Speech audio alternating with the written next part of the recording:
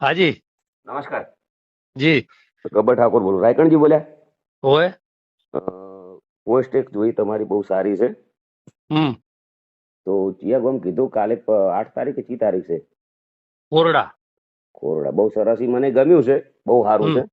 તો હમ એમાં જો ને તો નિર્ણય કમ્પ્લીટ હરખો રાખજો. જો કે મને પૂછ્યા વગર જેવું ડિસિઝન લઈને એમને કરી દીધું ને બહાર, હમ તો એવી રીતના પરફેક્ટ ડિસિઝન રાખજો. એક હંગાત પણ એમાં એક તો વ્યક્તિ, ભાઈ વાત એવી છે. મારી વાત તમે પહેલા વપડો, પછી તમે કહો, હું તમારી વાત બધી વપડવાનો.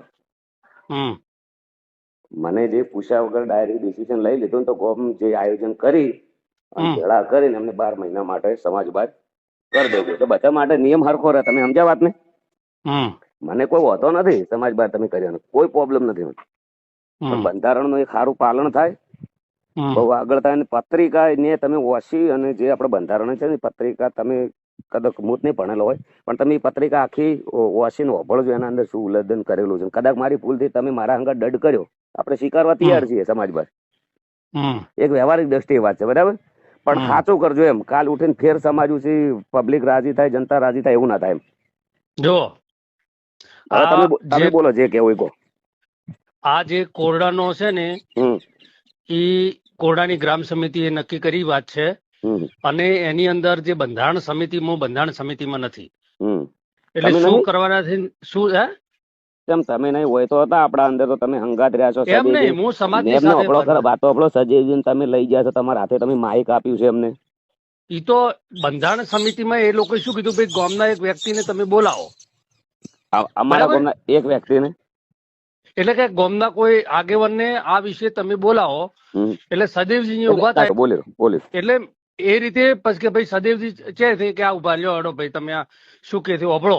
હમ એટલે સદેવજી અહીંયા આયા. બરાબર. હમ હવે આ જે સમિતિ છે ને, એ હમ બંધારણ સમિતિ છે ને, હમ એ નક્કી એ જ બધું કામ કરે છે. આના હમ વિશે બધાની ચર્ચા વિચારણા કરી હમ અને એ જે કરે છે એને અમારે ફોલો કરવાનો, એને અમારે ફોલો કરવાનો. પછી એનાથી અમારે એમ વિશેષ નહીં. અમારી કોઈ જવાબદારી નહીં. હું બોલું? હમ હું બોલું હવે? હા બોલો. ફોલો કરો, પણ પરફેક્ટ કરજો. એમ જે મને પૂછ્યા વગર ડાયરેક્ટ નિર્ણય લઈ લીધું છે, તો ગોમને જે મીટિંગ કરો ને એનું આયોજન એવું કરજો કે જે હોમે ગુનેગાર છે એને કોઈ પૂછવામાં ના આવે ને સીધા સમાજ બહાર કરી દેજો. એમને વગાડ્યું, મેં ડીજે વગાડ્યું છે અને એમને બી વગાડ્યું છે, મેં બી બરાબર. લાઈવ કર્યું છે, તો એમને બી લાઈવ ના ના, એ કર્યું. થશે જ, એટલા માટે મિટિંગ થતી છે ને. એટલે મને ગમ્યું છે આ રહ્યું. મેં તમને ફોન ચમ કર્યો? હમ મેં ફોન એમને તો કર્યો ના હોય. હમ હમ હમ મેં તમને કીધું કે મને ગમ્યું છે, મારા હંગા જે થયું રેડી થયું છે, ખોટું નથી થયું. તમે રાઈટ છો બધા, બહુ સારું કર્યું છે. અને કદાચ કોઈ ડીજે વગાડ્યું હોય તો મામૂલી ભૂલ છે, એના માટે આટલી મોટી સજા